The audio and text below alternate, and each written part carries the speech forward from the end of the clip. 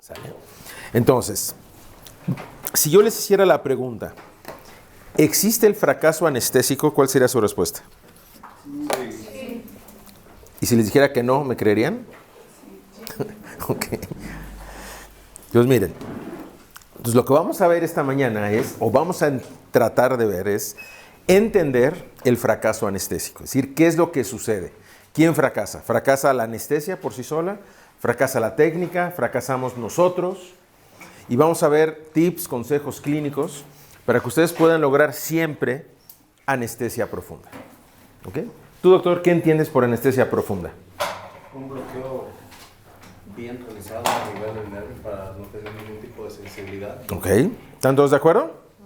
O sea, anestesia profunda es una calidad y cantidad tal de anestesia que ustedes pueden hacer lo que sea, dentalmente hablando, una cirugía, una extracción, un raspado periodontal, una preparación para corona, una endodoncia, y que el paciente esté totalmente asintomático. ¿Están de acuerdo? ¿Alguno de ustedes los han operado alguna vez? Sí. ¿Quién? ¿Tú, doctora? ¿Se puede saber de qué? Sí, fibroma en la mama derecha. Ok. ¿Te dolió la cirugía? No. ¿Por qué? Pues sí estaba bien anestesiada. Exactamente, estabas anestesiada. ¿Una endodoncia debe doler? No, el paciente está anestesiado. Entonces, ¿por qué la mayoría de las personas que hacen odontología hacen endodoncia con dolor? ¿Por qué lo anestesiamos? Exactamente. Esa es la cuestión, ¿ok? Entonces, a eso nos vamos a dedicar esta mañana, a ver cómo lograr una anestesia profunda, pero para eso hay que saber muchas cosas, ¿no? Sobre todo qué factores retrasan el efecto anestésico, qué cosas nos lo complican, ¿no? Desde todos los puntos de vista. Entonces, como siempre, por favor, no se queden así. Cualquier duda, cualquier pregunta, háganla. Y la idea es que se lleven un mensaje a casa, ¿no? Que la próxima vez que ustedes tengan que anestesiar un caso difícil, ¿qué es un caso difícil? Por ejemplo, un central que tiene una endodoncia programada por fines protésicos, que no duele, ¿es un caso difícil? ¿De anestesia? No, ni clínicamente, ni desde el punto de vista de anestesia. ¿Qué sería un caso difícil de anestesiar entonces? Un paciente que lleva 2 o 3 días sin dormir, que ya se tomó toda la farmacia, que nada le quita el dolor, que llega llorando, que no ha dormido. Ese es un caso difícil, ¿no? Paciente con un absceso, esos son los casos difíciles. Los pacientes que llegan sin dolor, o sea, anestesiar un paciente sin dolor lo hace cualquiera, eso no es problema. El problema es cuando hay dolor. Ahí es cuando, como decimos en mi pueblo, es donde tuerce el rabo la puerca, ¿no? Entonces, como siempre, pueden tomar foto y video de lo que ustedes quieran, ¿sale? Entonces, para comenzar este tema, tenemos que entender muy bien cuáles son los tipos de dolor que puede sentir un paciente. Desde el punto de vista dental, hay 2 tipos de dolor. ¿Cuáles son? ¿Alguien me sabe decir? ¿Agudo y crónico? De manera muy general, si tú quieres, pero en el dolor crónico generalmente es muy simple. O sea, estamos hablando de gente que va a tener dolor fuerte. Entonces, ese dolor fuerte lo vamos a poder clasificar en 2. Uno va a ser el recuadro que está aquí arriba. Esto le vamos a llamar dolor dentinal. ¿A qué suena? Dentinal, o sea, dentina, túbulos dentinarios. Entonces, cada vez que una persona tenga túbulos dentinarios expuestos, por lo que sea, caries, recesión gingival, problemas periodontales, fisuras, fracturas, restauraciones desajustadas, esa persona va a tener túbulos dentinarios expuestos. ¿Cuál es el problema de tener túbulos dentinarios expuestos? ¿Por qué duele cuando hay un túbulo dentinario expuesto? Llega más rápido el estímulo. Sí, ¿por qué? Por la teoría de ¿Ok? Porque hay fluido adentro de los túbulos, ¿ok? Y ese fluido normalmente está estancado, está inmóvil. Pero ciertos estímulos van a hacer que ese fluido se mueva. ¿Cuáles son los estímulos principales? Frío y caliente, ¿ok? Entonces, por ejemplo, el frío, ¿qué es lo que hace? Saca el fluido de la pulpa hacia el exterior, y cuando ese fluido pasa por las fibras más periféricas de la pulpa, que son las fibras A en general, las A beta, las A delta rápidas, las A delta lentas, elicita una respuesta de dolor. Ese dolor le llamamos agudo. ¿Qué quiere decir? Se establece muy rápido, es muy fuerte, pero en cuanto retiramos el estímulo, ¿qué pasa normalmente? Se quita. Vamos a poner que aquí A dulce, y ahorita tuviera un hielo, si lo pongo en un central, ¿qué va a pasar? Vas a sentir el frío, ¿ok? Si sigo dejando el hielo, ¿qué va a pasar? Esto va a empezar a molestar. Si lo sigo dejando, le tomo la cabeza, con todo respeto, ¿no? Tomo la cabeza y le estoy ahí con el hielo, va a llegar un momento que ya no va a ser tolerable. Se va a quitar, me va a patear, algo va a hacer. ¿Sí están de acuerdo? Ese dolor de repente que es muy fuerte es un dolor agudo dentinal. Pero en cuanto quitemos el hielo o dulce se quite, ¿qué va a pasar? Se quita la sensibilidad. Eso es dolor agudo. ¿Ok? El otro tipo de dolor, que es mucho más complejo, es el dolor que llamamos inflamatorio. Este dolor, a diferencia del primero, no se establece muy rápido, tarda tiempo en llegar. Pero una vez que llega y se establece, es muy difícil de quitar. Entonces, el ejemplo clásico es cuando tenemos un paciente que llega con nosotros, le hacemos pruebas de sensibilidad pulpar, le ponemos, por ejemplo, el hielo, y de repente no lo siente. Dice, no, doc, no siento nada. Y después de un rato, dice, ¿sabes qué, doc? Ya lo empiezo a sentir. Ya no está el hielo en contacto con la muela. Y de repente unos pacientes se agarran la cara y dicen, ¿sabes qué, doc? Ese es el dolor que traigo. O que traía o que tenía. Y ese dolor son punzadas que van y vienen y que ya no se quitan. A menos que el paciente se tome un analgésico, a menos que nosotros lo anestesiemos. Entonces, ese tipo de dolor se llama inflamatorio. Se debe precisamente a mediadores químicos propios de la inflamación que se están liberando en la pulpa. ¿Como cuáles? Prostaglandinas, bradiquininas, óxido nítrico, neuropéptidos, histamina, serotonina, radicales libres de oxígeno. Entonces, todos esos mediadores, ¿qué es lo que hacen? Inflaman la pulpa a tal grado que ya hay un dolor que es totalmente irreversible. ¿Ok? Entonces, cuando tenemos un dolor agudo, puede ser que todavía esté en una fase irreversible la pulpa, pero cuando tenemos un dolor inflamatorio, ese dolor que es profundo, punzadas que van y vienen, ese dolor siempre es irreversible. ¿Ok? Es síntoma inequívoco que esa pulpa está dañada a tal grado que ya no tiene capacidad de recuperarse. ¿Vale? Ahora, muchos de los pacientes desafortunadamente que llegan con nosotros para hacerse una endodoncia, llegan así. ¿Por qué el paciente tiene tanto miedo de ir a hacerse una endodoncia?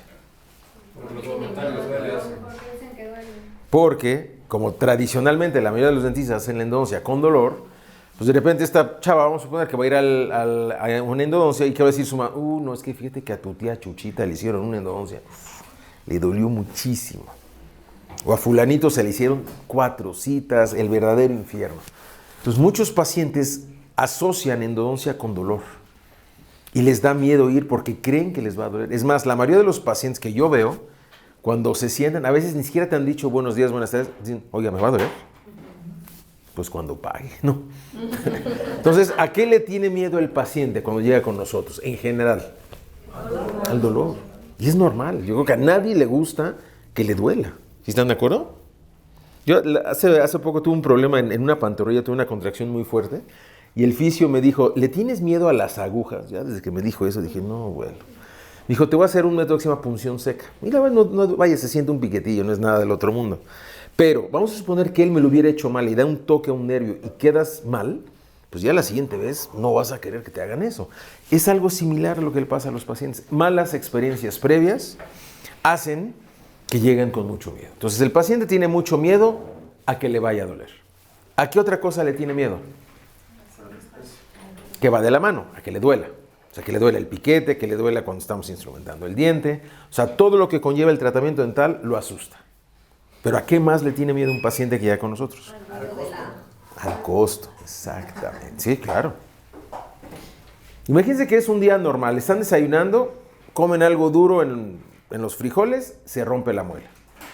Ahora tienen que ir al dentista. O sea, les da miedo que vaya a doler. Y también piensas, puta, ¿cuánto me va a salir el chistecito? Es un gasto no programado. Salió totalmente de lo... ¿No? ¿Sí están de acuerdo? Uno de mis mejores amigos, que de hoy en la noche juego póker todos los martes, hace un mes, desayunando granola, se quedó una cáscara de la nuez en la granola, se fracturó un premolar. Y me dice, oye, es que estaba yo bien y ahora ya necesito extracción, ya le pusieron el implante. Y me dice, de la noche a la mañana fueron 25,000 pesos. Pues sí, es una desgracia. Digo, así sucedió, ¿no? Entonces el paciente tiene mucho miedo, ¿cuánto me va a salir el chistecito? ¿Sí están de acuerdo? Entonces, a eso es a lo que le tiene tanto miedo un paciente. Entonces, cuando llega con nosotros, lo mínimo que tenemos que proveer para su tratamiento es anestesia profunda. ¿Qué es nuevamente anestesia profunda? Es calidad y cantidad de anestesia tal que podamos hacer cualquier tratamiento, sea el que sea, desde muy simple hasta muy complejo, de manera totalmente indolora, que no haya ninguna sensación no placentera por parte del paciente. Y esto como proveedores de salud dental es nuestra mínima obligación. Y parecería algo que podemos dar por sentado. Pues soy dentista, voy a anestesiar al paciente. La mayoría, con todo respeto, de los dentistas generales no anestesian bien. ¿Por qué no anestesian bien? Digo, si se dedican a eso todos los días. No le dan el tiempo suficiente. Porque igual es daño. Esa es una. Puede variar la anatomía. Hijo, la anatomía no puede variar mucho. Puedes tener una pequeña desviación, pero el nervio trigémino es el nervio trigémino, las estructuras son las estructuras óseas. Y luego creo que al momento de que infiltran es tan rápido como dejan el... Entonces hay muchos errores que vamos a ir viendo que van a hacer que al paciente duela, pero aún así, infiltrando rápido, si infiltras bien, lo debes de anestesiar. Le va a doler la anestesia, pero lo tienes que dormir. Entonces el problema es que a muchos les duele, no lo anestesian bien, no lo anestesian profundamente, y cuando están trabajando y el paciente les dice que le duele, la mayoría ¿qué hace? En vez de detenerse, está usted muy nervioso. Es su culpa. Entonces, pobre paciente, aparte de que lo lastiman, le echan la pelotita. ¿Ok? Entonces, si ustedes logran anestesia profunda, que es algo predecible y lograble siempre, en el 100% de los casos, pues vamos a acabar con pacientes así. Digo, yo no conozco un paciente que terminando y diga, oiga, doc, que a toda madre, mañana vengo por otras 3 en 2. No, obviamente que no. Pero es muy satisfactorio cuando alguien te dice, ¿sabes qué? Mi expectativa del tratamiento era muy mala. Porque a mi hermano le hicieron una y le fue como en feria, porque a mi mamá le hicieron una y ya perdió la muela. Venía con una mala idea preconcebida y la verdad me voy muy satisfecho. O sea, sí, la verdad sí me sacaste una la nota, pero me voy contento, ¿no? De que no me dolió. Entonces tiene que ir de la mano. O sea, pago fuerte, pero el servicio es adecuado. ¿Sí están de acuerdo? Ya les comenté la diferencia entre caro y costoso. No. Una endodoncia, ¿es cara o es costosa? O hay un tratamiento, un producto, un servicio. ¿Cuál es la diferencia entre que algo sea caro y que sea costoso? Luego, estoy terminando, voy a echar un corte de carne. De pago. Vamos a suponer que el corte me cuesta 1,000 pesos. Pero está delicioso, se parte con jitomate. Por eso que se acaba el plato y hasta coraje da y dan ganas de chupar el plato. ¿Fue caro o fue costoso? Fue caro. 1,000 pesos no es barato, pero valió cada gramo de la carne, valió la pena. ¿Sí están de acuerdo? Eso es caro. Vamos a suponer que voy a otro lado, me recomendaron, pido el mismo corte, cuesta lo mismo, 1,000 pesos, pero no está tan bueno. Cuesta trabajo cortar la carne, está dura, el término no es muy bueno, dejé la mitad de la carne. Me costó lo mismo. Entonces, ¿fue caro? Sí, pero fue costoso, porque no le saqué el provecho ni me gustó. Entonces, un tratamiento dental no debe ser costoso. Si es costoso, ¿qué quiere decir?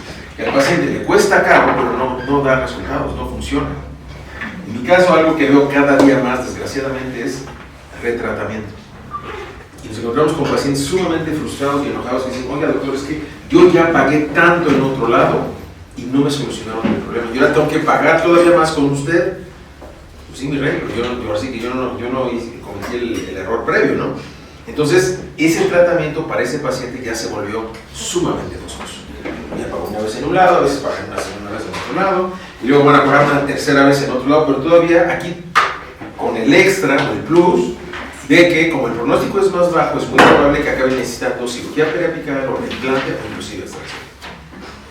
Entonces, la buena odontología debe ser cara. Claro, por supuesto que sí, pero una vez. ¿Están de acuerdo? Ahora, yo no sé ustedes, yo quisiera tener una empresa que diera millones y dedicarme a hacer endodoncia por hobby, ¿no? Hacer una al día. No es así, ojalá, pero no. Por alguien está en esa posición. Si es así, qué bendecidos son. Pero la inmensa mayoría vivimos de nuestro trabajo. De estar ahí pegados al diente lo más que se pueda. Entonces, hay que hacerlo bien una vez. Va a conllevar un buen precio, sí, así es.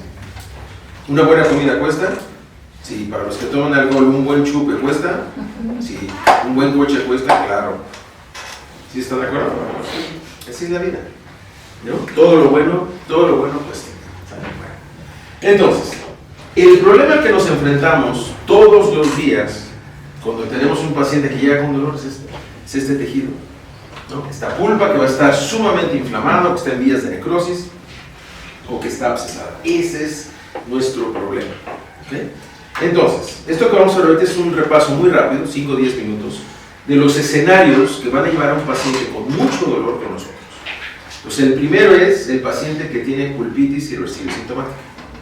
Le duele mucho con lo frío, con lo caliente o con lo dulce. ¿Okay? Entonces, el signo patognomónico de la pulpitis, ¿cuál es? Dolor. paciente llega con dolor, esa es su queja.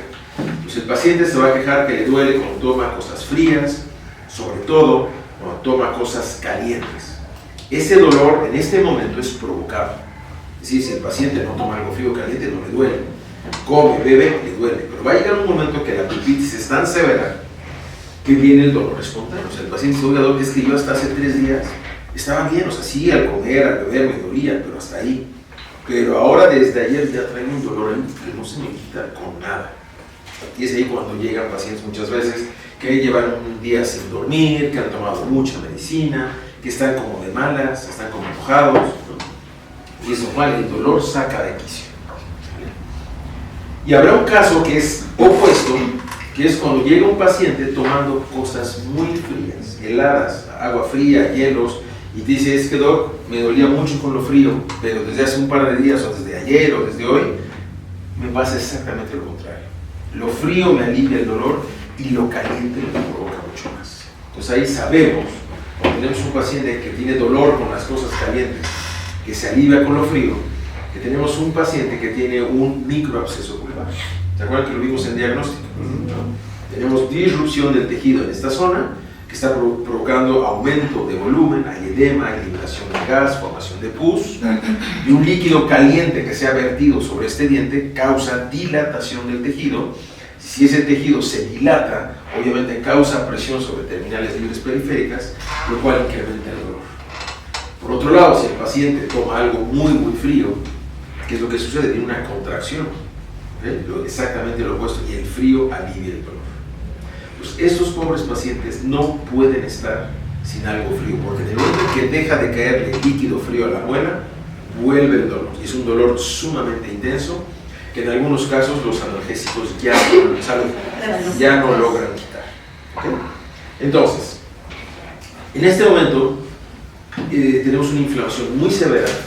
En el pulpar están afectadas las fibras periféricas y centrales de la pulpa, pero, a ver si recuerdan, la pulpa no tiene fibras de localización del dolor. O sea, el paciente, si él se ve en el espejo, por ejemplo, ve un hoyo de caries y le duele, hace una asociación. O sea, tengo caries, ¿no? Pero ahí oscuro, tengo un hoyo, me duele, debe ser ese día. Y en la mayoría de los casos le atina. Pero hay ocasiones en las que no. Cuando tenemos, por ejemplo, caries clase 2, y acá, y el paciente se ve en el espejo y no logra ver la caries y tiene dolor, no sabe cuál es el diente que duele. ¿Por qué? Porque la pulpa, aunque tiene millones de fibras nerviosas, no tiene ninguna que pueda localizar el dolor. ¿Dónde están las fibras que localizan el dolor? ¿El ligamento? En el ligamento periodontal. Entonces, cuando esa inflamación pulpar pasa de la pulpa al ligamento, se excitan las fibras propioceptivas y ahora el diente está sensible al tocarlo, al percutirlo, al masticar, al comer, al apretar las muelas. Pues ese paciente ya tiene ahora una periodontitis, que este es el segundo escenario de dolor complicado. Un paciente que tiene una pulpitis muy fuerte junto con una periodontitis severa. Ahora, anestesiar a un paciente con pulpitis es complicado, pero si aparte tiene periodontitis es todavía más difícil. Y si radiográficamente ven la cámara llena de cálculos pulpares es todavía más difícil. Entonces, todo eso hay que irlo viendo desde el diagnóstico e irnos anticipando y avisarle al paciente. No va a ser fácil anestesiarlo, vamos a necesitar más tiempo, vamos a necesitar mucho más anestesia, una cita un poco más larga de lo normal, y que de esa cita por lo menos la mitad, si no es que más, va a ser tenerlo sentado esperando que haga efecto la anestesia. ¿Están de acuerdo? Muy importante. Entonces ya en este momento el paciente le duele cuando se toca los dientes, cuando aprieta las muelas, cuando se cepilla, cuando come, cuando mastica, ¿no? Y son los pacientes que dicen, ¿sabes qué, doctor? Me duele, mira, esta. Denme un segundito, por favor. Bueno,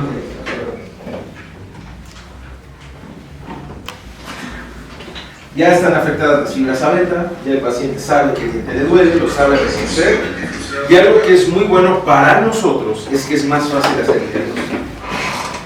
Si a mí me llega un paciente que me dice, oiga doctor, es que me duele del lado izquierdo, a veces me siento arriba, a veces abajo, a veces más adelante, a veces más atrás, tengo que ser mucho más acucioso para encontrar el diente, y normalmente lo encontramos. Sin embargo, si el paciente, aparte de esto, me dice me duele este, y se lo toca, ya el diente que duele la percusión es un diente mucho más fácil de diagnosticar. ¿Sale? Entonces, tocando el diente, palpándolo, haciéndole percusión, encontramos cuál es el diente. Ahora, quedamos. Si duele la percusión horizontal, es periodontal. Si duele vertical, es pulpar. ¿Estamos de acuerdo? No. Dicen que sí, si ya quedamos que no. Sin nada que ver, acuérdense. Si un diente duele la percusión, ¿qué quiere decir? Que tiene inflamado el ligamento, nada más. La causa puede ser cualquiera. Puede ser algo pulpar, puede ser algo periodontal, puede ser una fisura, puede ser una sobreoclusión, puede ser un diente que le acaban de hacer un raspado, puede ser un diente que está moviendo con ortodoncia. Entonces la percusión lo único que nos indica es que hay un diente que tiene inflamado el ligamento, nada más. ¿Okay? Entonces ya dos escenarios, pulpitis con periodontitis. Ahora el tercer escenario que lleva a un paciente a buscar ayuda con mucho dolor es el absceso apical agudo. Y este para el paciente es más dramático todavía. ¿Por qué? Porque se ve eso. Porque tiene aumento de volumen facial y eso los preocupa muchísimo. Entonces la estética facial está comprometida y eso sí los preocupa muchísimo. Entonces en un absceso, ¿qué es lo que tenemos? Colección de pus en el ápice o los ápices de un diente único multiradicular, y esa pus que se está coleccionando, ¿qué es lo que va a hacer? Va a sacar un poco el diente de oclusión porque está ocupando un espacio en el que no debería de estar. Entonces si saca un poco el diente de oclusión, ¿qué pasa? Ese diente empieza a tener puntos prematuros de contacto, esos puntos prematuros causan inflamación a nivel periapical, si hay inflamación saca un poco más al diente del alveolo y se crea un ciclo vicioso de dolor muy pernicioso y es difícil de romper. También anestesiar a un paciente con un absceso es complejo, no es imposible afortunadamente. Mucha gente sigue enseñando en muchos lugares que es mejor no tocarlo y mandarlo a su casa con un antibiótico, que eso es un error garrafal, ¿no? Entonces en este momento podremos tener una inflamación que va a ir desde muy leve hasta muy severa. ¿Okay? ¿Te acuerdas de este caso? Ya se los comenté. Este paciente falleció de una angina de Ludwig ese día en la noche, madrugada. ¿Okay? La zona apical del diente con el absceso va a estar sumamente sensible, el diente va a doler obviamente a la percusión y puede o no tener movilidad. A veces hay pacientes que tienen malestar general, fiebre y algunos inclusive acaban hospitalizados en casos muy severos. Entonces, si el problema es que tenemos una colección de pus en el ápice de un diente, ¿cuál debe ser el tratamiento? ¿Por dónde? Por el conducto. Por el conducto y por afuera. Tenemos dos vías de drenaje para poder instrumentar el diente, cerrarlo con hidróxido y que aquí hay una vía de salida para esa pus. ¿Vale? Esto lo vamos a ver más en detalle cuando veamos tratamiento del diente con el diente necrótico. Entonces, lo importante aquí es lograr esto, o sea, que salga la pus, ¿no? Si ustedes logran drenar ese caso en esa cita, están de lograr.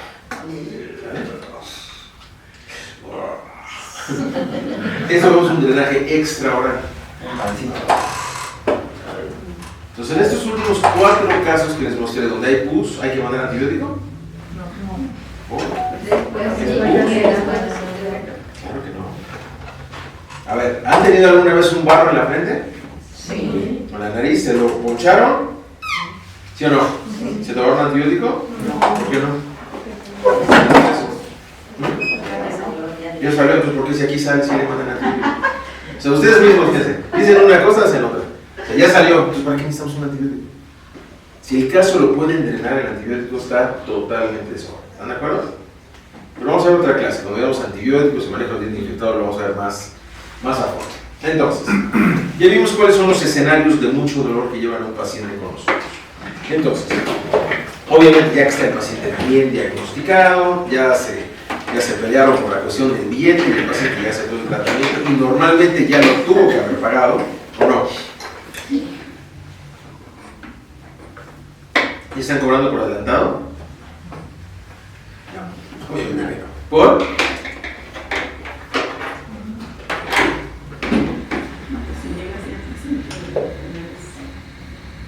Primero es que atenderlo.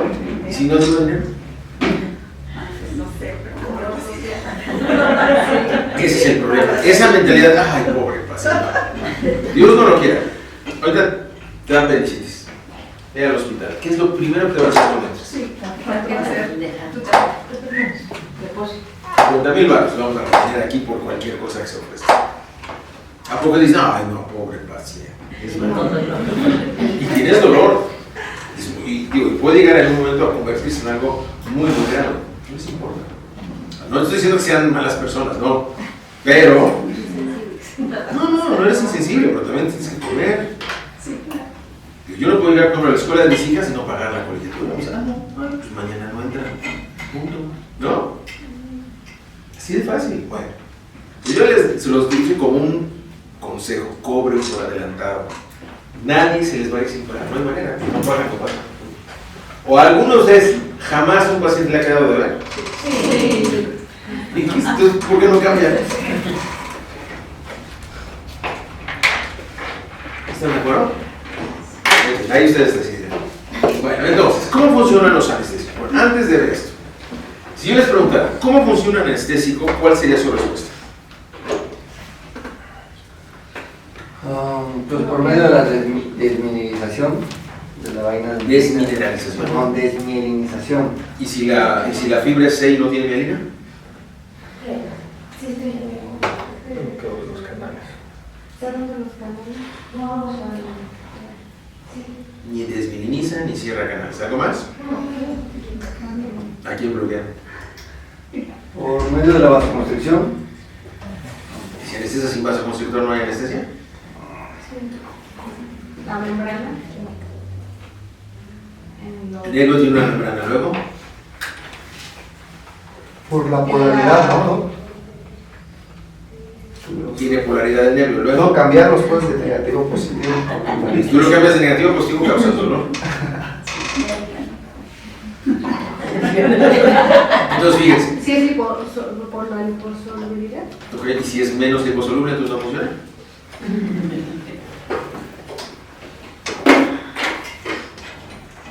Ustedes ven pacientes todos los días. Sí. Anestesia prácticamente todos los días. ¿No creen que deberían saber por lo menos cómo funciona el anestésico? Yo con todo respeto, no es con afán de molestar. ¿Por qué los médicos no le tienen respeto a los dentistas? Porque son muy creídos. ¿No? La gran mayoría no. Pero también ponte en su lugar. Imagínate que tú vas al dentista, eres médico. Y dices, oye, ¿cómo funciona la anestesia? Y te dan esta respuesta así. Imagínate, ya la apendicitis, ya llegaron al hospital, ya de donde le enganche, llega el cirujano y dice, oye, explícame, ¿qué le va a hacer a mi apéndice? Pues, por la polaridad. Entonces, ¿qué es lo que sucede?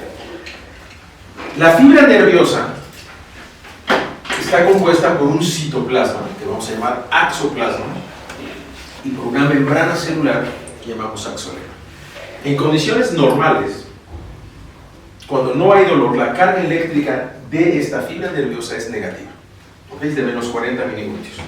Y a eso, de manera general, se le llama un potencial de reposo.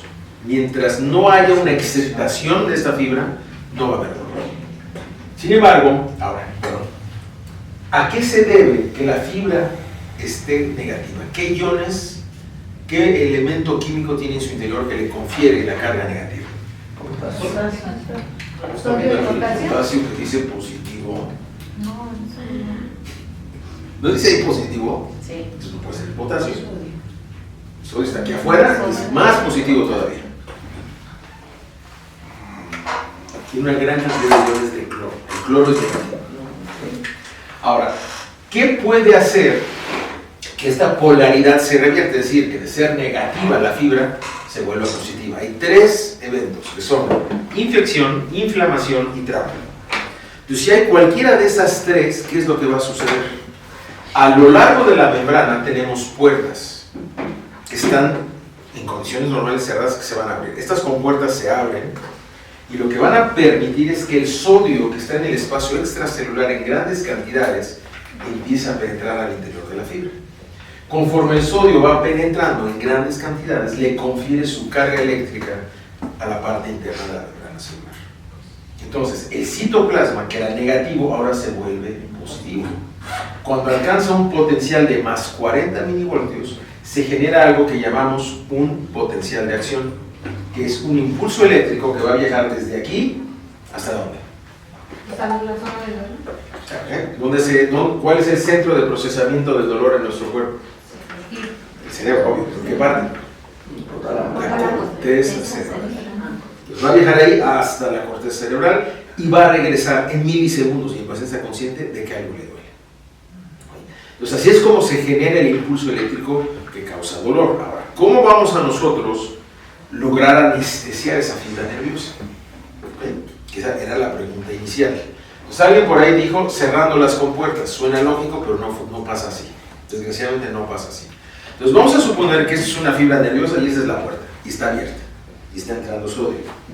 ¿Qué puedo yo hacer si esta puerta no tengo yo la capacidad de cerrar? Para evitar que disminuir el sodio. no se puede. Fisiológicamente es imposible. ¿Qué otra cosa les ocurre? Si no cerrarla, bloquearla. Exacto, vamos a bloquear, vamos a poner las sillas, las mesas.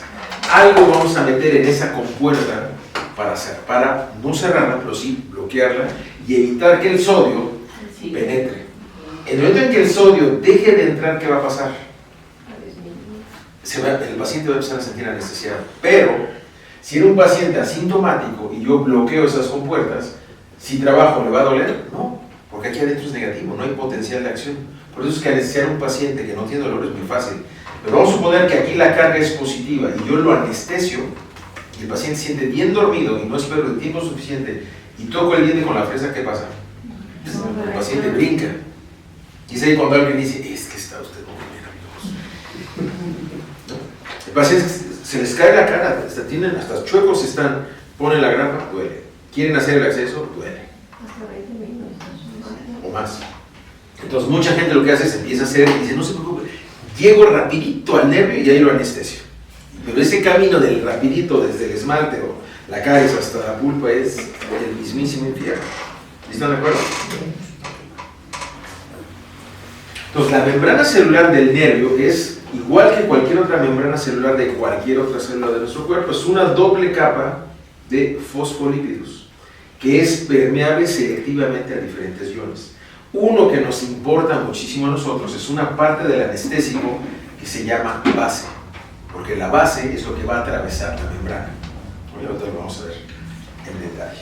Ahora alguien por ahí dijo si el anestésico era liposoluble o no. O sea, todos los anestésicos tienen algún grado de liposolubilidad, si no, no podrían penetrar la membrana. Pero aparte de la membrana, hay otras estructuras grasas que tienen que atravesar, como la vaina de mielina.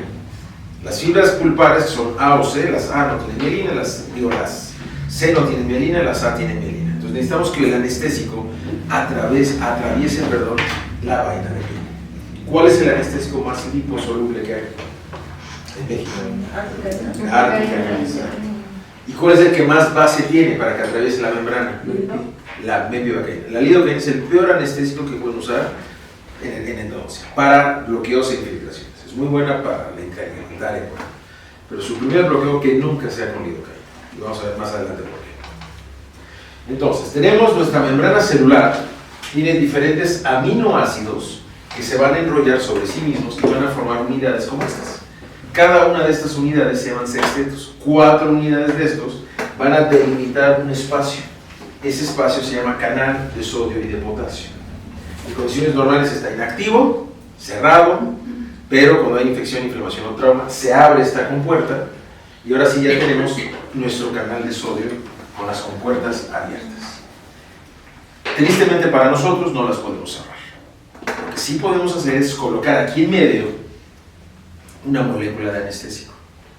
Aquí existe un receptor que se llama receptor RLA o receptor para anestésicos locales.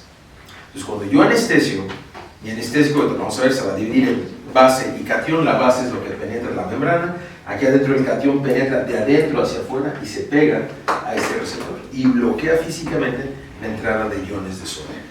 Así es como funciona el anestésico. ¿Sí?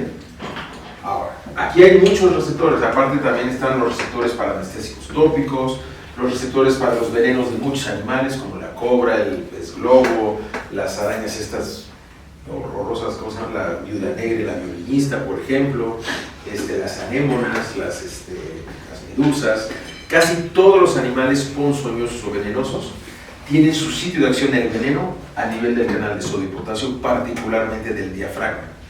¿De qué mueren la mayoría de las personas que fueron mordidos por una cascabel? Se mueren asfixiados, no pueden mover el diafragma. Aparte de que es venenoso, es neurotóxico, paraliza el diafragma. Por eso que la muerte viene tan rápido. ¿Okay? Ahora, nuestro anestésico, como se encuentra dentro del cartucho, se va a dividir en 3 partes. Una, es la que está aquí en medio, se llama cadena intermedia. Esto es lo que va a diferenciar que un anestésico sea un éster o una amida. Los que ustedes usan, ¿qué son? ¿Ésteres o amidas?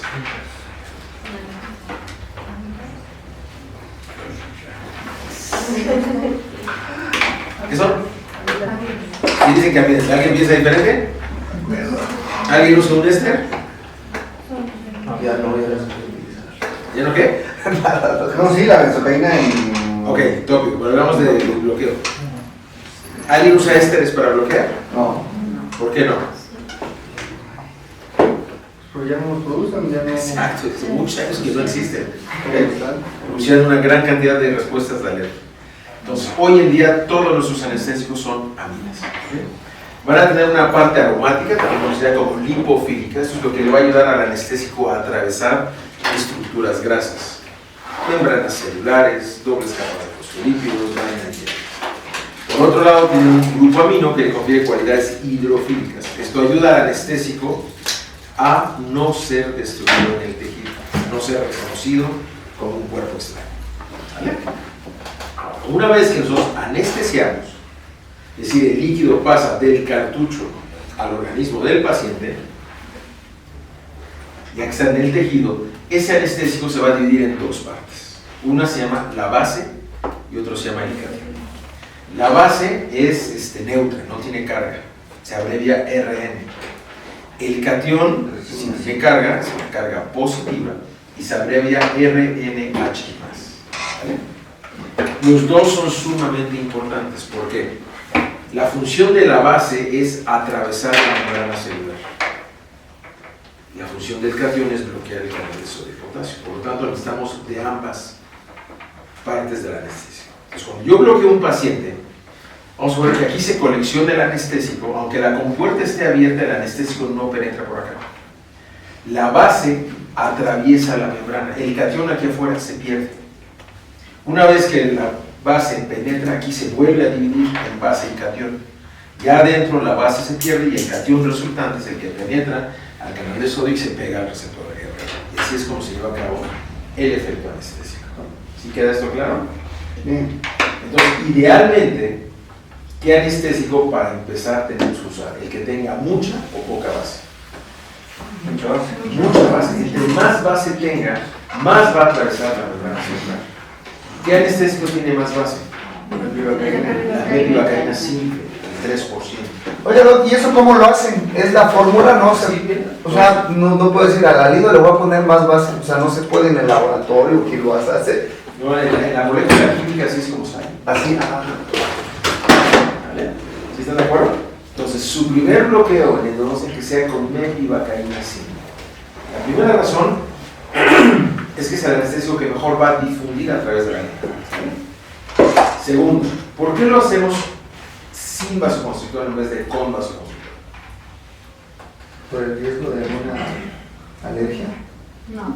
Digo, si en la historia clínica es un paciente que no ha tenido antecedentes de shock anafiláctico, no es alérgico a conservadores, digo, no es algo que deba preocuparnos. Pues para que se diluya mejor el torrente sanguíneo y sea mejor absorbido. No que se diluya, sino que difunda más. Se difunda. Lo que vamos a buscar es que el anestésico se difunda mucho más. Es decir, es como si yo saco a pasear un perro con correa o sin correa.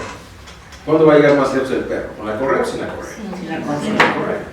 Igual el anestésico. Si yo no le pongo un vasoconstrictor y no está restringido, el anestésico va a llegar más lejos y va a difundir muchísimo más. ¿Okay? Otra, si yo tengo un mismo anestésico con o sin vasoconstrictor, ¿qué inyección va a doler más? ¿La que tiene o la que no tiene vasoconstrictor? La que no tiene. La que no tiene, sí. ¿Por qué? Que no haya la reversión de... Pero que hubiera la contracción, la vasoconstricción no causa dolor. La acidez ¿De quién? del vasoconstrictor. Exacto. El anestésico que tiene vasoconstrictor se tiene que acidificar, porque si no se echa a perder el vasoconstrictor. Los mismos anestésicos, el que tiene vasoconstrictor es 2 puntos más ácido, en promedio. Entonces se siente más la entrada de un cartucho o de un anestésico con vasoconstrictor que sin vasoconstrictor. Ahora, aquí estamos hablando del primer bloqueo. Pues el primer bloqueo es lo que el paciente se va a llevar. El recuerdo que el paciente va a tener de la anestesia, ¿cuál es? Este bloqueo. Los demás generalmente son para reforzar cuando el paciente está anestesiado. Pues lo que se va a llevar a su casa, o lo que va a platicar en la noche en la cena es, ¡ay, el doctorcito, pinche mano más pesada! O, no sentí nada. Eso es lo que se lleva. Si quedaron 6 conductos, o 2 o 3 curvos, que al paciente no le importa. Quieres que no le duele. Pues muchas veces enseñamos la radiografía final, y más ves que dice que sí, está viendo rayas ahí. ¿Estás de acuerdo? ¿Nunca, ¿no han visto así los ultrasonidos? Me rompiste el ligamento este cuando padre hace 2 o 3 años. Y un amigo me hizo un ultrasonido y decía, mira, aquí tenemos esto. Yo te creo. Tú eres el radiólogo, pero la verdad no lo entiendo. Tú confía en mí, ¿no? Entonces igual los pacientes muchas veces no entienden qué es lo que está bien. Te dicen que sí por cortesía, ¿no? Ahora, enseñanza a los grandes no entienden. Ahora imagínense en una radiografía que dice, a ver, mire, y les exploro. Aquí estamos bien. Puede ser más miope que yo. Entonces, ¿de qué depende que el paciente le duela el primer bloqueo? Pues ya vimos. Usar, o sea, para que no, o sea, que moleste lo menos posible, es usar un anestésico sin vasoconstrictor, de preferencia de cocaína, que tiene más porción base, cartucho de vidrio o de plástico. Vidrio. Porque se desliza más fácil. El émbolo se desliza sin detenerse. Si es de plástico, se va deteniendo. Cada vez que hacemos esa pequeña presión, sale un poco obviamente, más fuerte el chisgue y el paciente no sabe. Ahora, ¿qué otra cosa podemos hacer en ese primer bloqueo para que el paciente no le duela? O le duela, o lo sienta lo menos posible. La ¿Es temperatura. el frío? ¿Qué temperatura? Del 4%. del anestésico. Eso es un mito. Vamos a ver un poquito más adelante. Lo ideal es que el cartucho o el contenido, su temperatura sea lo más parecida posible al del cuerpo. ¿A cuánto está el cuerpo? 36 y medio, 37, que esté más o menos en ese rango. Si yo tengo un cartucho que está a 8 grados, ¿le va a doler al paciente? No le va a doler, pero va a sentir cómo entra el líquido, va a sentir lo frío. Y eso no causa dolor, ¿sale? Pero sí se siente diferente, ¿sale? ¿Sí están de acuerdo? Entonces mucha gente... Entonces el hecho de calentar el cartucho no... O sea, pero ¿cómo lo calientan? Con el frío. Ahí está eso. Primer error, con el encendedor nunca lo vas a calentar. Bueno. Y el riesgo es, si es de plástico, lo puedes derretir. ¿Sale? Y si no es de plástico, no se derrite porque es vidrio, pero se puede desnaturalizar la anestesia. Esa, entonces, caput. ¿Qué otra cosa? Chocolate abuelita. Yo creo que si lo frotan 3 semanas, así, sin parar, lo calientan 2 grados. No lo van a calentar jamás. Es A un ver, mito. primero donde está la lámpara. Guardármelo en la bolsa. Baño María. Agay. Baño María. En una olla, a calentar agua, con un termómetro que esté a 37 grados y el cartucho tiene que estar ahí 10 minutos. Después de 10 minutos ese cartucho está a 37 grados. Así es como se calienta. Ahora, tienen que ver que realmente haga frío donde trabajan, ¿no? A esta temperatura no. A esta temperatura estamos ahorita. ¿Necesitamos hacer eso? No. No. Doctor, en alguna ocasión yo fui a una plática y decían que teníamos que tener los cartuchos en el refrigerador. Ok. Eso se llama crioterapia, está muy en tela de juicio. Puedes hacerlo, pero no en el primer bloqueo. Si tú lo haces en el primer bloqueo, el paciente va a sentir muchísimo la entrada del líquido. A lo mejor cuando ya esté anestesiado, si quieres poner una regional con un cartucho frío. Y hasta decía que si poníamos, por ejemplo, el silbazo, que eso iba a durar más la anestesia si lo poníamos frío. Iba a doblar el tiempo. Doblarlo no, pero al estar frío, pues hace constricción. Todo lo frío produce contracción. Entonces, puedes hacerlo, pero que no sea en el primer cartucho. El paciente lo va a sentir. O sea, les digo, no va a doler, pero va a sentir muchísimo la entrada del líquido. Y si el paciente llega con una pulpitis muy severa y todavía le metes algo que él siente que penetra, ¿cómo lo va a interpretar? Con dolor, porque vamos a ver más adelante, el paciente con dolor tiene hiperalgesia. Lo que le hagas lo va a interpretar como dolor. Y es lo que menos queremos, que lo interprete como dolor. ¿Saben? Ahora hay algo muy básico que no me han dicho. ¿Qué otra cosa podemos hacer para que no duela? Colocar la prótesis. Bueno, tópico, obviamente, ahorita lo vamos a ver, sí, eso es muy importante. ¿Sí funcionan o no funcionan? Sí. Y otra, me dijeron que es administrarlo muy, pero muy Lentamente, sí. Y eso que distrae el dolor, como que sí, también jalar Sí, el... mover el labio y todo eso. También eso. ¿Vale? ¿Están de acuerdo? Sí. Entonces, ¿Usted anestesiado ¿no? con esos electrónicos? sí. ¿Y si disminuye el...? Para mí no. Tenía un maestro que decía, eso que lo compre que lo necesite. Tenga la mano muy pesada. Ahora, a veces es una ventaja, por ejemplo, cuando tienes pacientes muy sensibles, cuando un intraligamentario, digo, les molesta muchísimo, entonces eso te ayuda a que, o sea, va a forzar el anestesio, va a hacer, la fuerza que tú haces en la mano lo hace el aparato. O sea, te vas a evitar tú la molestia de estar apretando, pero la sensación que tiene el paciente es la misma. Hasta más. Yo, para mí, la verdad, a mí no es, en mi caso, no es una inversión que valga la pena. Yo creo que duele menos si le das por lo menos 5 minutos. El tópico duele muchísimo.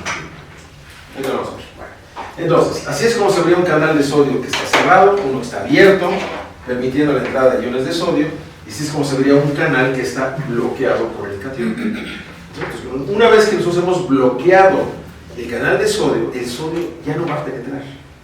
Ahora, el problema es que si ya tiene dolor el paciente, aquí adentro hay sodio, ¿están de acuerdo? Y está generando potenciales de acción constantemente. Son los típicos casos del paciente que siente dormido, se le cae la cara de anestesia, pero no puede tocar el lente porque brinca. Entonces, por lógica, ¿qué hay que esperar ahora? ¿Qué hay que hacer? ¿Espera? Darle tiempo. Va a llegar un momento que si no hay entrada de sodio, ¿qué va a pasar? El cuerpo va a sacar el sodio, va a volver a entrar cloro y va a regresar a hacer negativo. Oiga, Doc, una pregunta, bueno, no. ¿Y si queremos alcalinizar todo, todo el cuerpo humano, le decimos, tómate una cucharada de agua con bicarbonato? Tú no vas a alcalinizar todo el cuerpo por una cucharada de No digo, pero a lo mejor lo que podrías buscar es alcalinizar el anestésico. Eso ya se hizo, lo vamos a ver más adelante, lo hizo Malavet, pero no, me encontró que no era la solución. Y eso la acidez es un mito, es el fracaso anestésico. Sin embargo, todo el mundo dice, es que contiene acidez. No hace eso. Eso es totalmente falso. Vamos a ver. Ahora, ¿alguno de ustedes no usa tópico? ¿O todos usan tópico? Cuando me caen gordos los pacientes, no, ¿qué es? ¿Qué producto? ¿Tú no? Cuando me caen gordos los pacientes, ¿Te has peleado con la lana o qué? sí, Te cae gordo que no le duele, pues dices que regrese, ¿no? Ahora, si te cae gordo, pues no lo atiendes. ¿Alguna vez le han negado la atención a alguien? Sí. ¿Qué digo que sí? ¿Alguien de por? Porque es una paciente muy quejosa y siempre dice, es que ya fui con el doctor y de lo que usted me dijo, bueno, yo pienso que... Y, entonces ella no... Ese vulgarmente dice por mí arranca. Ok. Bueno. Entonces, el tópico va a funcionar como produce expansión de la membrana. Pero eso es únicamente mucosa. ¿Cuánto mide de ancho la mucosa? 2-3 milímetros, a lo mucho. Entonces, esa es la profundidad de penetración del tópico. 2 o 3 minutos. Un segundito. Bueno. ¿Qué hacer para que un tópico funcione? Darle tiempo. Pero antes de darle tiempo, Secar se va a quedar muy bien la mucosa. Si ustedes no la secan, ¿qué va a pasar? Va a haber mucha saliva y se va a diluir. ¿Ok? Primero es eso. Segundo, poner una cantidad muy, pero muy generosa de anestésico tópico. No sean codos, saquen una buena cantidad, lo ponen en la zona donde van a funcionar y ahora ¿qué tienen que hacer? Esperar. Mínimo 2, puede 3, 4 minutos, hasta 5, pero como el tópico va a tener glucosa o va a tener algún tipo de edulcorante, ¿qué va a producir en la saliva? Si no, la saliva, pues hay que estar ahí con el inyector quitando la saliva, si no se va a diluir ese anestésico.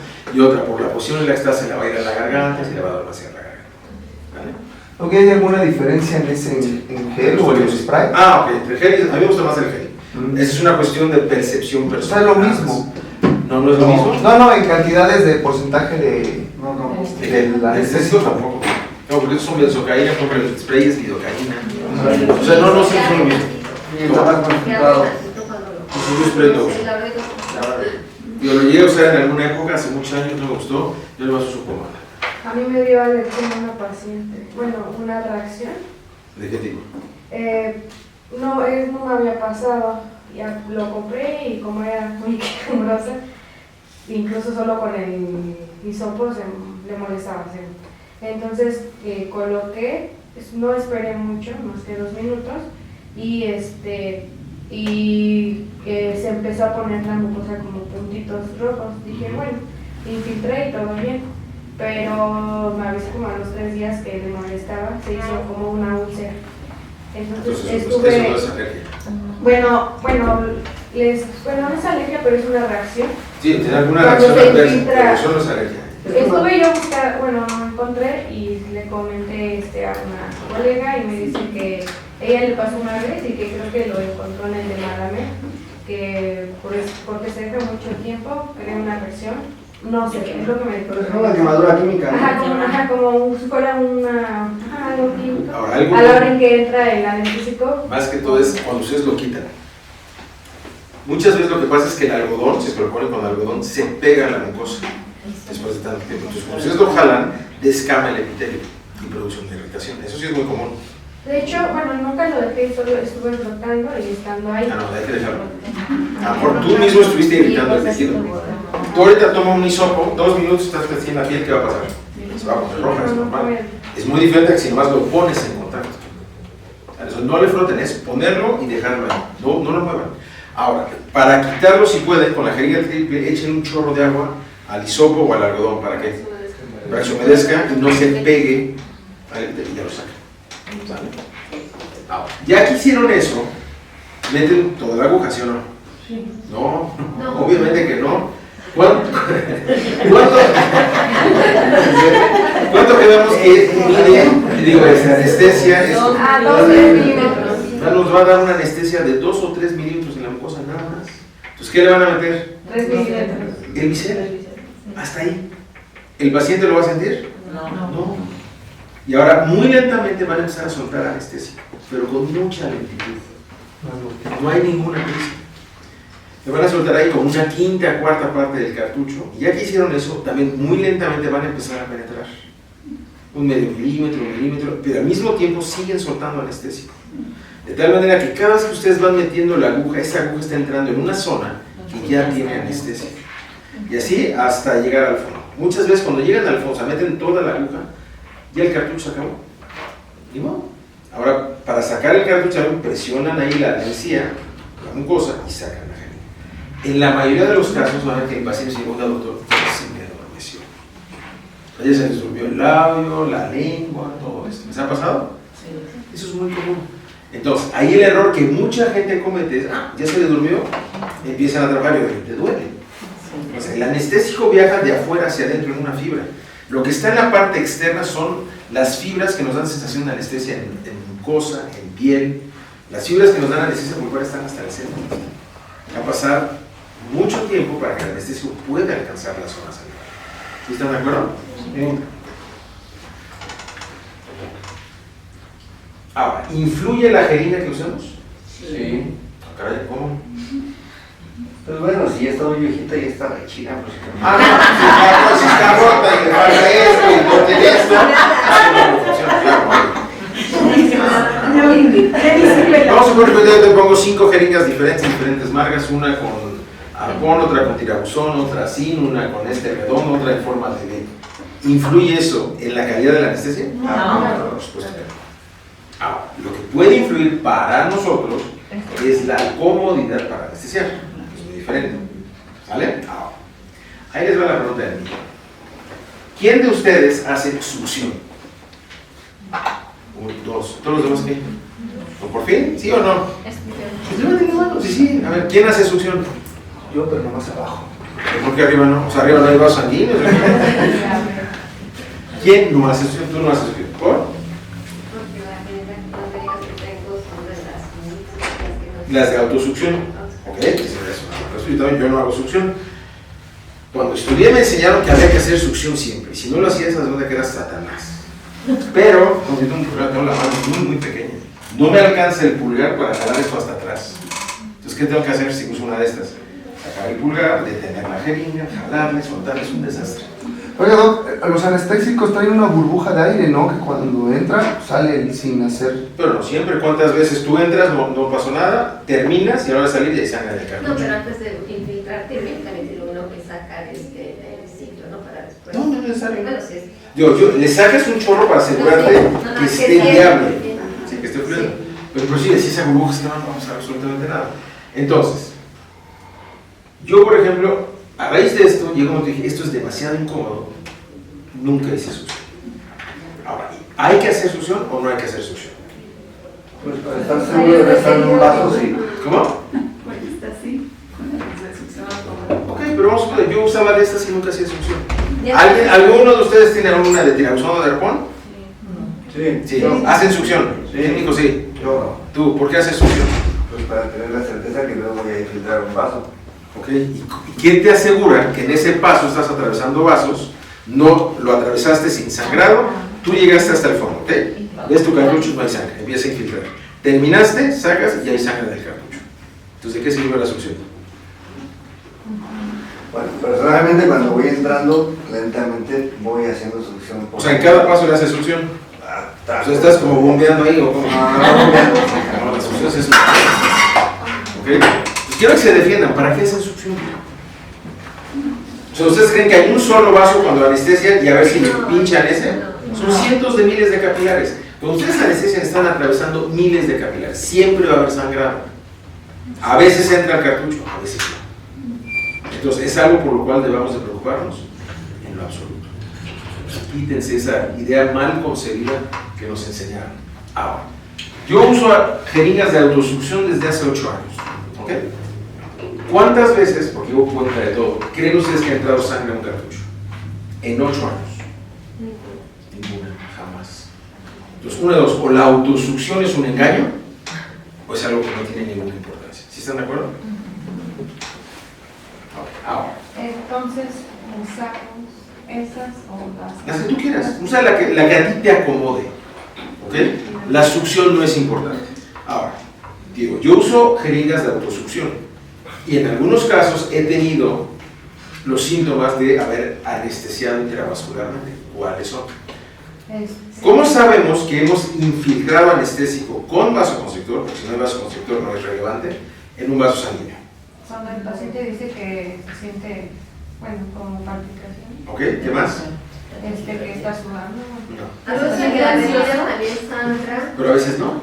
Se pone isquémica el área. No. La mejilla ya me está tocando. Se ve como Si se huevo. pone isquémico es porque tú metiste la aguja entre el hueso y el periósteo. Eso no tiene nada que ver con que hayas metido anestésico con vaso. No tiene nada que ver. Eso es coincidió. ¿Cuáles son los síntomas de que entró anestésico con vasoconstrictor o un vaso sanguíneo? Varias. Taquicardia cuando se relaja. Taquicardia ya lo dijeron, ok. Otro. Él les va. Cuando nosotros anestesiamos a un paciente y ese cartucho tiene adrenalina o epinefrina, esa epinefrina se tiene que ir a algún lado, ¿están de acuerdo?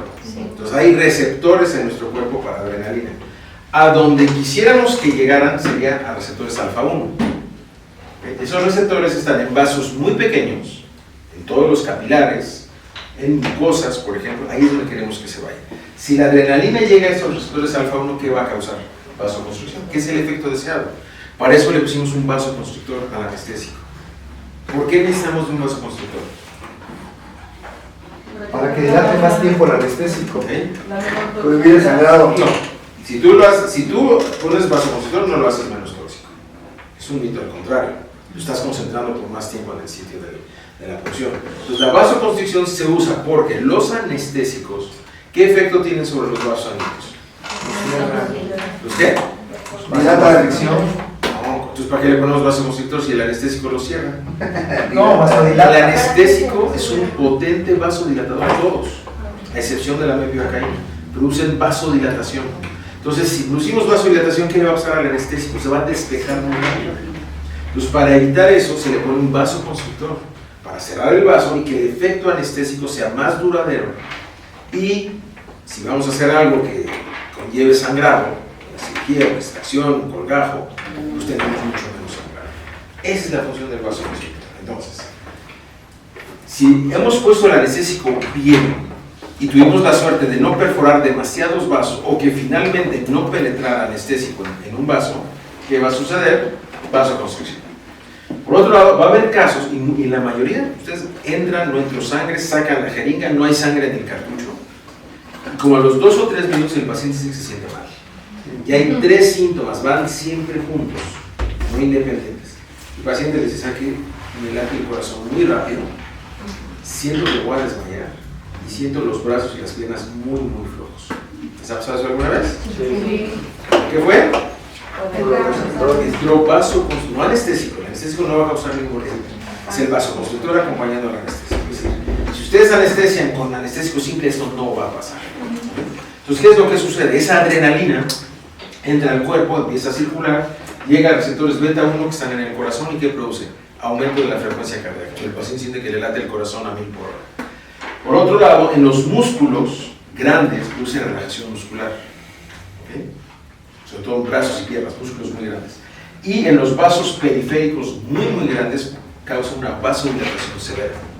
Si un paciente tiene una vasodilatación severa, ¿qué le pasa a su presión? Baja muchísimo. Entonces, el paciente siente que se va a desmayar. Entonces, siente brazos y piernas muy, muy flojos, siente que se va a desmayar y siente que el corazón le late muy rápido. La mayoría de los dentistas que no saben qué está pasando, que le dicen, híjole, es usted alérgico a la anestesia. Es más, muchos pacientes llegan y dicen, oiga, es que tenga cuidado porque soy alérgico a la anestesia. Platíqueme cómo fue su evento y preguntan esto. Es que me anestesiaron, sentí que me iba a desmayar, me sentía muy flojo con el corazón y me dijo el doctor que me iba a tener. Entonces, cuando les llegue a suceder esto, ya saben cuál es el problema, ¿sí o no? Entonces, ¿qué vamos a hacer? O sea, el problema ya está identificado. ¿Ahora qué hacemos? ¿Una adrenalina? No, al contrario. No, muy simple. No se compliquen la existencia. Sienten al paciente y quédense con él. Explíquenle. Primero, lo importante para un paciente. Imagínense que ustedes son el paciente y se sienten mal. ¿Qué esperarían del dentista? Que les dé tranquilidad. ¿Eh? Que les dé tranquilidad. Que vaya contigo, pues miren, no se preocupe. Lo que está pasando es esto. Entró un poco de anestesia con vaso sanguíneo y la respuesta es muy común. Es pasajera, en unos 5 o 6 minutos ustedes sentir como si nada. Y van a aplicar el placebazo que dice aquí, dulce. Van a entrar una coca, bien fría, ¿no? Dicen, la sirves despacito, señor, se la toma a sorbos pequeños. Para consacarle la coquita, ya pasaron 10 minutos, el paciente se siente ya. ¿La coca sirvió de algo? No. ¿El paciente lo sabe? No, fíjate, lo que lo relaja es que tú estés con él. Ahora, imagínate que como paciente sientes mal y ves el doctor que está peor. También.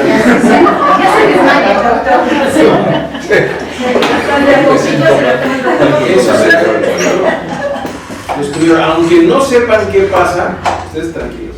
Todo está bien.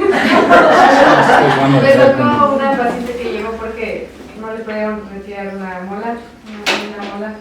Y la doctora se puso a llorar y la paciente estaba tranquilizando a la doctora. ¿Y si quedó hacer la extracción? No, ya se la hice yo. No me contó.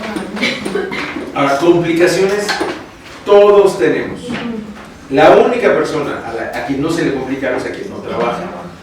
Hay un dicho muy vulgar. Se lo voy a decir así tal cual. Si alguien se ofende me va a perdonar. El problema no es la cagada en el trabajo. ¿Cuál es el problema? No saber qué hacer con eso, no arreglar el problema.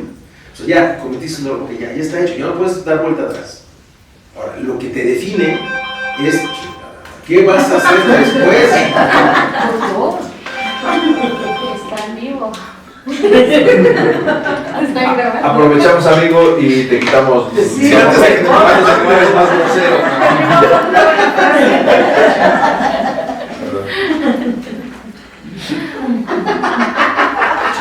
Nunca suena. 4 veces. ¿Todo bien? Sí. ¿Todo bien?